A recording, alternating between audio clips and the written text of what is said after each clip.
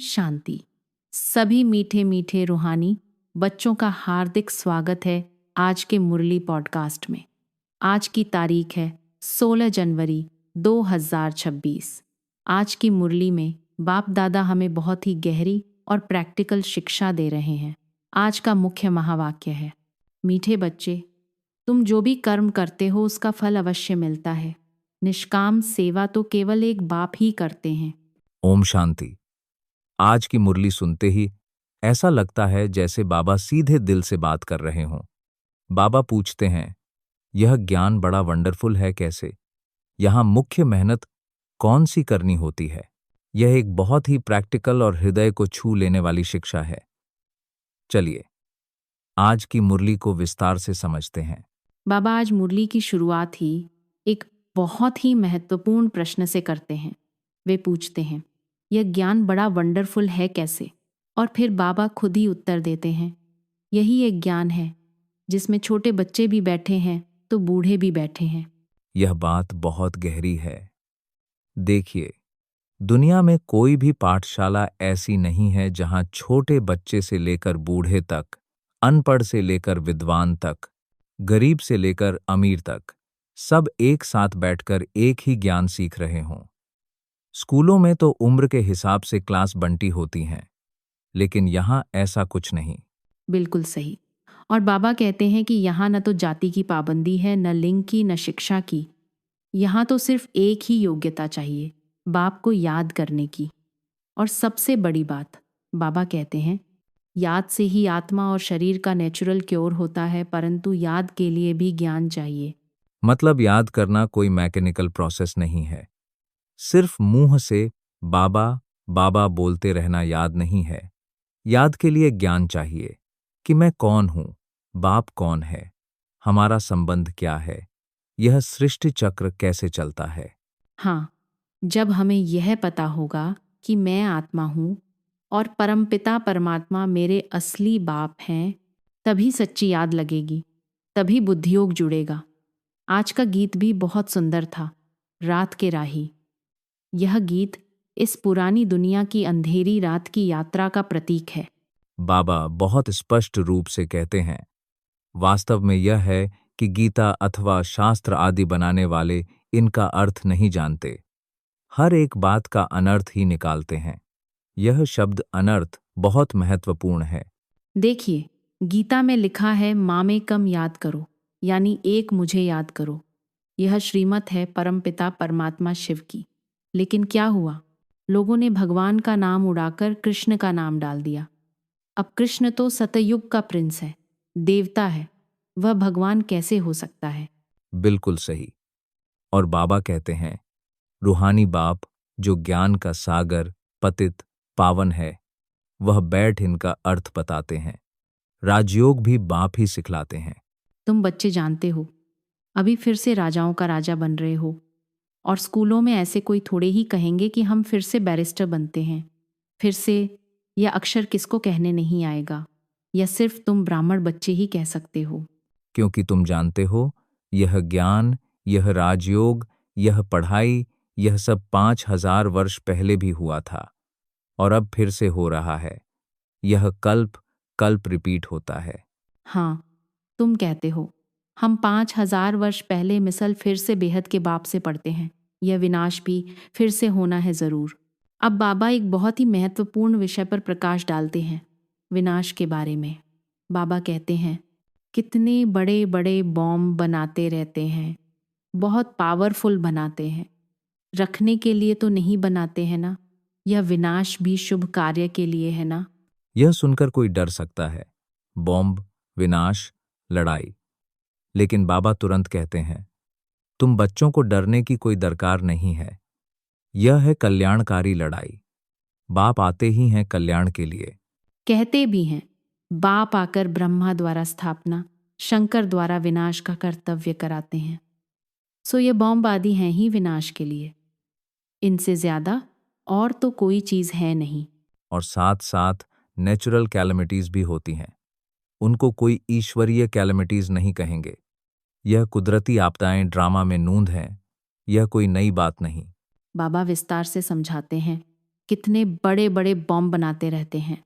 कहते हैं हम शहरों के शहर खत्म कर देंगे।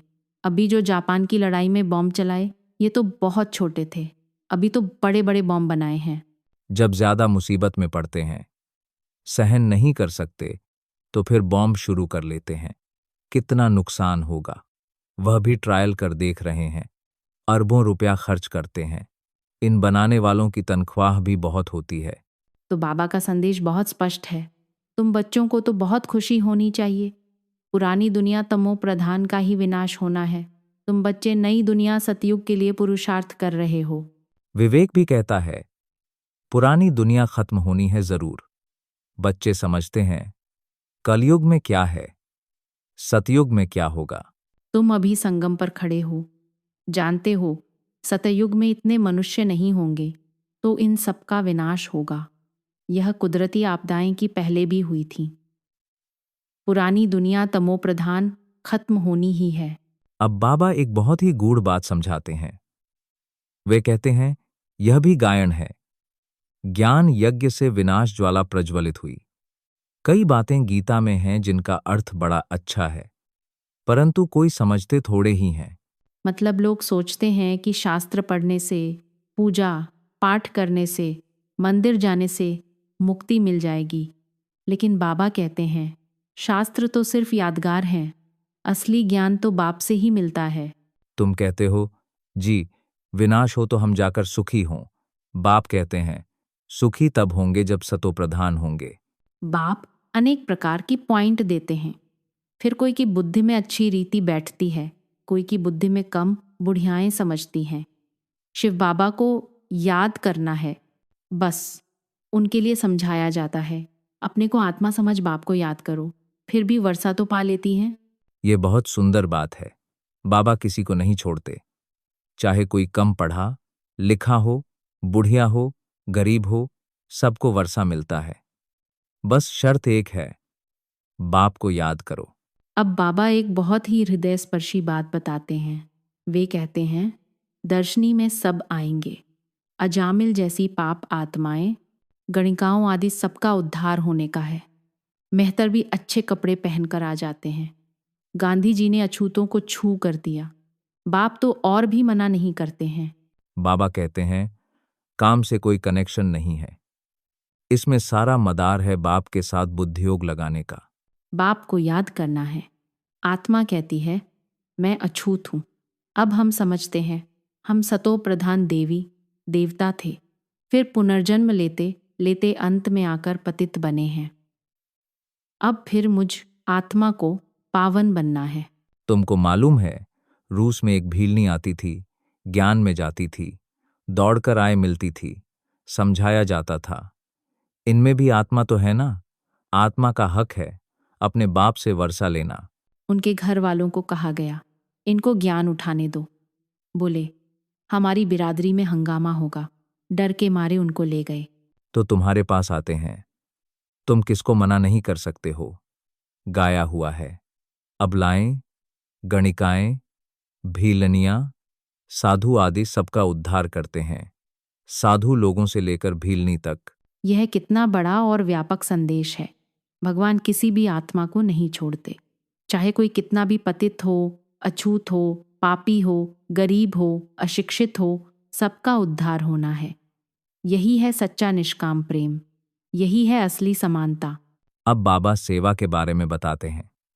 वे कहते हैं, तुम बच्चे अभी यज्ञ की सर्विस करते हो तो इस सर्विस से बहुत प्राप्ति होती है, बहुतों का कल्याण हो जाता है। दिन प्रतिदिन दर्शनी सर्विस की बहुत वृद्धि होगी। बाबा बैजेस भी बनवाते रहते हैं। कहाँ भी जाओ तो इस पर समझाना है, यह बाप, यह दादा, यह बाप का वर्षा। अब बाप कहते हैं मुझे याद करो तो तुम पावन बन जाएंगे। गीता में भी है मामेकम याद करो। भारतवासियों को भी यह पता नहीं है कि राधे कृष्ण का आपस में क्या संबंध है। उनके शादी आदि की हिस्ट्री कुछ भी नहीं बताते हैं। दोनों अलग अलग राजधानी के हैं। यह बात बाप बैठ समझाते हैं। ये अगर समझ जाएं और कहें कि शिव भगवानुवाच, तो सब उनको भगा दें। कहें तुम यह फिर कहाँ से सीखे हो। वह कौन सा गुरु है? कहें बी के हैं तो सब बिगड़ जाएं, इन गुरुओं की राजाई ही चट हो जाए। ऐसे बहुत आते हैं, लिख कर भी देते हैं, फिर गुम हो जाते हैं, डर जाते हैं। लेकिन बाबा का ज्ञान तो सत्य है, वह कभी बदल नहीं सकता। अब बाबा बहुत ही सुंदर तुलना करते हैं। वे कहते हैं, बाप बच्चों को कोई भी तकलीफ नहीं देते हैं, बहुत सहज युक्ति बतलाते हैं। कोई को बच्चा नहीं होता है तो भगवान को कहते हैं बच्चा दो, फिर मिलता है तो उनकी बड़ी अच्छी परवरिश करते हैं। बाप बच्चे को परवरिश कर उनको लायक बनाते हैं तो बच्चों का सर्व ठहराना। यह बाप तो बच्चों की सेवा कर साथ ले जाते हैं। वो लौकिक बाप समझेगा, बच्चा बड़ा हो अपने धंधे में लग जाए, फिर हम बूढ़े होंगे तो हमारी सेवा करेगा। यह बाप तो सेवा नहीं मांगते हैं, यह है ही निष्काम। लौकिक बाप समझते हैं, जब तक जीता हूं तब तक बच्चों का फर्ज है हमारी साल करना। यह कामना रखते हैं। ये बाप तो कहते हैं, मैं निष्काम सेवा करता हूँ, मैं राजाई नहीं करता हूँ। मैं कितना निष्काम हूँ, और जो कुछ भी करते हैं तो उसका फल उनको जरूर मिलता है। यह तो है सबका बाप। कहते हैं, मैं तुम बच्चों को स्वर्ग की राजाई देता हूं। तुम कितना ऊंच पद प्राप्त करते हो। मैं तो सिर्फ ज्ञान का मालिक हूं, सो तो तुम भी हो, परंतु तुम राजाई लेते हो और गौंवाते हो। हम राजाई नहीं लेते हैं, न गौंवाते हैं। हमारा ड्रामा में यह पार्ट है। ये कितनी गहरी बात है। बाप कहते हैं, तुम बच्चे सुख का वर्षा पाने का पुरुषार्थ करते हो, बाकी सब सिर्फ शांति मांगते हैं। बाबा एक बहुत महत्वपूर्ण बात समझाते हैं। वो गुरु लोग कहते हैं, सुख काग विष्टा समान है, इसलिए वह शांति ही चाहते हैं। वह यह नॉलेज उठा न सकें, उनको सुख का पता ही नहीं है। बाप समझाते हैं, शांति और सुख का वर्षा देने वाला एक मैं ही हूं।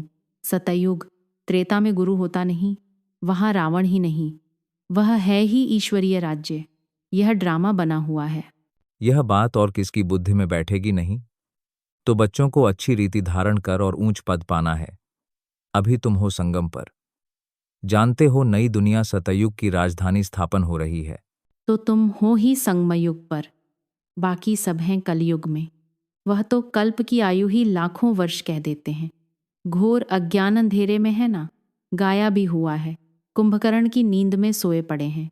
विजय तो पांडवों की गाई हुई है। बाबा अब ज्ञान यज्ञ के बारे में विस्तार से समझाते हैं। वे कहते हैं, तुम हो ब्राह्मण, यज्ञ ब्राह्मण ही रचते हैं। यह तो है सबसे बड़ा बेहद का भारी ईश्वरीय ब्राह्मण यज्ञ। वह हद के यज्ञ अनेक प्रकार के होते हैं, यह ब्राह्मण यज्ञ एक ही बार होता है। सतयुग त्रेता में फिर कोई यज्ञ होता नहीं, क्योंकि वहां कोई आपदा आदि की बात नहीं। वह है सब हद के यज्ञ, यह है बेहद का। यह बेहद बाप का रचा हुआ यज्ञ है, जिसमें बेहद की आहुति पड़नी है। फिर आधा कल्प कोई यज्ञ नहीं होगा। वहां रावण राज्य ही नहीं। रावण राज्य शुरू होने से फिर यह सब शुरू होते हैं। बेहद का यज्ञ एक ही बार होता है, इसमें यह सारी पुरानी सृष्टि स्वाहा हो जाती है। यह बेहद का ब्राह्मण ज्ञान यज्ञ। इसमें मुख्य है ज्ञान और योग की बात। योग अर्थात याद। याद अक्षर बहुत मीठा है। योग अक्षर कॉमन हो गया है। योग का अर्थ कोई नहीं समझते हैं।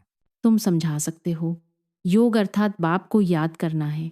बाबा आप तो हमको वर्षा देते हैं बेहद का। आत्मा बात करती है, बाबा आप फिर से आए हो। हम तो आपको भूल गए थे, आपने हमको बादशाही दी थी, अब फिर आकर मिले हो। आपकी श्रीमत पर हम जरूर चलेंगे।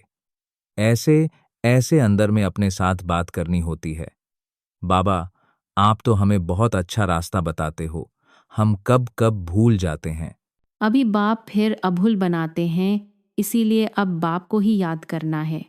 याद से ही वर्षा मिलेगा। मैं जब सुख देता हूँ तब तुमको समझाता हूँ, तब तक गाते रहते हैं, तुम दुख हरता सुख करता हो।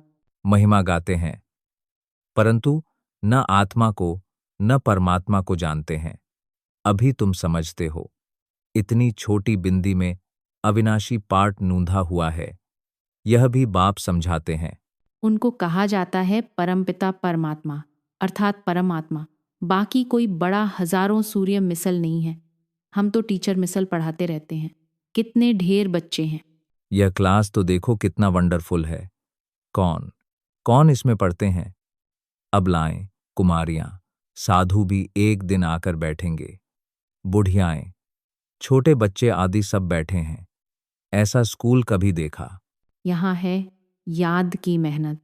ये याद ही टाइम लेती है। याद का पुरुषार्थ करना, ये भी ज्ञान है ना। याद के लिए भी ज्ञान, चक्र समझाने के लिए भी ज्ञान। नेचुरल सा नेचर क्योर इसको कहा जाता है। तुम्हारी आत्मा बिल्कुल प्योर हो जाती है। वह होती है शरीर की क्योर। यह है आत्मा की क्योर। आत्मा में ही खाद पड़ती है। 99.9% सोने का सच्चा जेवर होता है। अभी यहाँ बच्चे जानते हैं शिव बाबा सुख देने आया हुआ है। बच्चों को बाप को जरूर याद करना है। हमको अब वापस जाना है। इस पार से उस पार जाना है। बाप को, वर्षे को और घर को भी याद करो। वह है स्वीट साइलेंस होम। दुख होता है अशांति से, सुख होता है शांति से। सतयुग में सुख, शांति, संपत्ति सब कुछ है। वहाँ लड़ाई झगड़े की बात ही नहीं। बच्चों को यही फुरना होना चाहिए। हमको सतो प्रधान 99.9% सोना बनना है, तभी ऊंच पद पाएंगे। यह रूहानी भोजन मिलता है, उसको फिर उगारना चाहिए। आज कौन सी मुख्य पॉइंट सुनी, यह भी समझाया।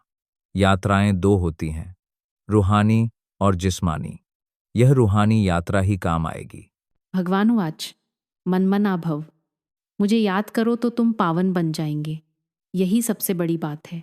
अब आते हैं धारणा के मुख्य बिंदुओं पर जो आज की मुरली में बाबा ने बताए हैं। पहला बिंदु, यह विनाश भी शुभ कार्य के लिए है, इसलिए डरना नहीं है। कल्याणकारी बाप सदा कल्याण का ही कार्य कराते हैं। इस स्मृति से सदा खुशी में रहना है। ये बहुत महत्वपूर्ण बात है। हम जब समाचार सुनते हैं, युद्ध की बातें, प्राकृतिक आपदाएं, महामारी, तो डर सकते हैं। लेकिन बाबा कहते हैं डरो मत। ये सब पुरानी दुनिया के अंत के संकेत हैं। नई दुनिया आने वाली है। दूसरा बिंदु, सदा एक ही फुरना रखना है कि सतो प्रधान सच्चा सोना बन ऊंच पद पाना है। जो रूहानी भोजन मिलता है उसे उगारना है। मतलब जो ज्ञान रोज सुनते हैं वह सिर्फ सुनने के लिए नहीं है। उसे पचाना है, धारण करना है, फिर उसे दूसरों को भी देना है। यही है उगारना। जैसे खाना खाते हैं तो शरीर को ताकत मिलती है, वैसे ही ज्ञान रूपी भोजन खाते हैं तो आत्मा को ताकत मिलती है। आज का वरदान बहुत ही शक्तिशाली है। स्वयं को जिम्मेवार समझकर हर कर्म यथार्थ विधि से करने वाले संपूर्ण सिद्धि स्वरूप भव। बाबा समझाते हैं इस समय आप संगमयुगी श्रेष्ठ आत्माओं का हर श्रेष्ठ कर्म सारे कल्प के लिए विधान बन रहा है। मतलब अभी जो हम कर रहे हैं वह सिर्फ आज के लिए नहीं है, यह पूरे 5000 वर्ष के कल्प के लिए रिकॉर्ड हो रहा है। यह फिर से रिपीट होगा। तो स्वयं को विधान की रचयिता समझकर हर कर्म करो। इससे अलबेलापन स्वत समाप्त हो जाएगा। संगमयुग पर हम विधान के रचयिता, जिम्मेवार आत्मा हैं। इस निश्चय से हर कर्म करो तो यथार्थ विधि से किए हुए कर्म की संपूर्ण सिद्धि अवश्य प्राप्त होगी। जब हम जिम्मेदारी से, सही तरीके से, पूरी लगन से कर्म करेंगे तो सफलता जरूर मिलेगी। और आज का स्लोगन है सर्वशक्तिमान बाप साथ हो तो माया पेपर टाइगर बन जाएगी। पेपर टाइगर का मतलब क्या है? जैसे कागज का बना हुआ शेर। दिखने में तो डरावना लगता है, लेकिन असल में उसमें कोई ताकत नहीं होती। बिल्कुल सही। माया भी ऐसे ही है। जब हम अकेले होते हैं तो माया बहुत बड़ी और ताकतवर लगती है, लेकिन जब सर्वशक्तिमान बाप साथ हो तो माया की कोई ताकत नहीं रहती। इसलिए बाबा बार बार कहते हैं मुझे याद करो, क्योंकि याद में ही शक्ति है। याद से ही माया भाग जाती है। याद से ही विकर्म विनाश होते हैं। जब बाप याद है तो कोई भी परिस्थिति, कोई भी समस्या, कोई भी माया का वार, सब पेपर टाइगर बन जाता है। डरावना तो लगता है, लेकिन नुकसान नहीं कर सकता। आज का अव्यक्त इशारा बहुत ही गहरा है। इस अव्यक्त मास में बंधन मुक्त रह जीवन मुक्ति का अनुभव करो। बाबा समझाते हैं, सदा जीवन मुक्त रहने का सहज साधन है मैं और मेरा बाबा, क्योंकि मेरे का ही बंधन है। मेरा घर, मेरा परिवार, मेरा पैसा, मेरी इज्जत, मेरा मान, यह सब बंधन है। जितना मेरा मेरा बढ़ता है, उतना ही बंधन बढ़ता है। लेकिन जब मेरा बाबा हो गया तो सब मेरा खत्म, क्योंकि जब एक मेरा में सब मेरा समा गया तो बंधन मुक्त हो गए। तो यही याद रखना कि हम ब्राह्मण जीवन मुक्त आत्मा हैं। जीवन में रहते हुए भी मुक्त, दुनिया में रहते हुए भी दुनियादारी से मुक्त, शरीर में रहते हुए भी देह अभिमान से मुक्त। यही है असली स्वतंत्रता, यही है असली मुक्ति, यही है जीवन मुक्ति का अनुभव। चलिए, अब आज की पूरी मुरली का सार एक बार फिर से संक्षेप में देखते हैं। पहला, यह ज्ञान वंडरफुल है क्योंकि इसमें सब आ सकते हैं। छोटे, बड़े, अबलाएं, कुमारियां, साधु, सब। दूसरा, यहां मुख्य मेहनत याद की है। याद से ही आत्मा और शरीर का नेचुरल क्योर होता है। तीसरा, गीता और शास्त्रों का सही अर्थ बाप ही बताते हैं। लोगों ने अनर्थ निकाल लिया है। चौथा, विनाश कल्याणकारी है। पुरानी दुनिया खत्म होनी है, नई दुनिया आने वाली है, डरने की जरूरत नहीं। पांचवा, ज्ञान यज्ञ से विनाश ज्वाला प्रज्वलित होती है, यह बेहद का यज्ञ है। छठा, सबका उद्धार होना है। अबलाएं, गणिकाएं, भीलनियां, साधु, सबका उद्धार होगा। सातवां, सेवा की महिमा बहुत बड़ी है। यज्ञ की सर्विस से बहुतों का कल्याण होता है। आठवां, बाप निष्काम सेवा करते हैं। वे कुछ नहीं मांगते, सिर्फ देते हैं। नौवां, शांति और सुख दोनों का वर्षा बाप देते हैं। सतयुग में सुख, शांति, संपत्ति सब कुछ है। 10वां, आत्मा छोटी बिंदी है, लेकिन उसमें अविनाशी पाठ नूंधा है।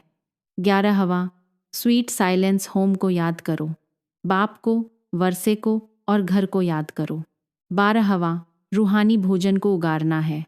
जो ज्ञान मिलता है उसे धारण करो और दूसरों को भी दो। तो दोस्तों, आज की मुरली में बाबा ने हमें बहुत ही गहरी और प्रैक्टिकल शिक्षा दी है। याद रखने वाली मुख्य बातें हैं। निष्काम सेवा करो, बिना किसी अपेक्षा के। बाप को याद करो, क्योंकि याद से ही आत्मा पावन बनती है। विनाश से डरो मत, यह कल्याणकारी है। सबका उद्धार करो, किसी को मना मत करो। जीवन मुक्त बनो, मेरा छोड़कर मेरा बाबा बनो। और सबसे बड़ी बात, सतोप्रधान सच्चा सोना बनना है, क्योंकि तभी ऊंच पद मिलेगा, तभी नई दुनिया में राजाओं का राजा बन सकेंगे। चलते चलते बाप दादा का प्यार भरा संदेश। मीठे मीठे सिकीलधे बच्चों को मात पिता बाप दादा का याद, प्यार और गुड मॉर्निंग। रूहानी बाप की, रूहानी बच्चों को नमस्ते। रूहानी मात पिता बाप दादा को रूहानी बच्चों की ओर से याद, प्यार, नमस्ते और धन्यवाद। ओम शांति, ओम शांति, ओम शांति।